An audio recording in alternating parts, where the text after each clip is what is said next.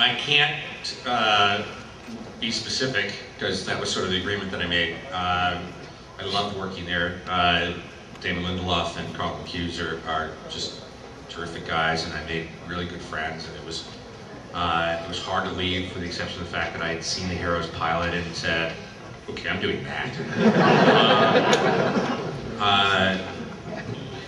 You know, one of the challenges at Lost is that so much of it comes out of Damon's head, so that getting anything up on the board is difficult because he's just so brilliant. You know, he just is one of these guys that, like, and you go, "Oh, that's much better than what I was going to say." But the only part, and it's just funny that you say that, is that when I first came in, when I went for my first meeting with Carlton and Damon, they asked me, "Well, if you could do anything, what would you do?"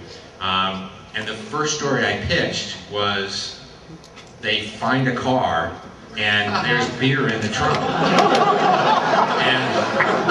and I, you know, and every single time we broke a story, Carlton, who particularly liked that story, would go, "We should do Loeb's car." And I'd be sitting there going, "Now it's my car? How did that happen?" And so I was with a great deal of pleasure, and I was really glad Eddie and Adam, who wrote that episode last week, were the ones that wrote it, because they at least understood the humor of it. Because one of the things that I missed about the show was that when they played golf that first time, it was just so cool to, like, break away from the mythology of it and just go and do something that you would do.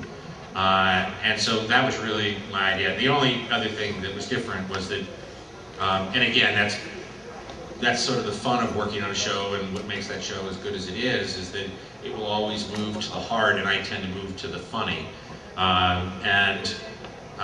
So that bittersweet moment of Hurley, I hope you're not ruining this for anybody, of Hurley driving the car around that field and sort of, you know, having this wistful look in his eye that he had completed something in his life that connected him with his father, which is all that brilliant.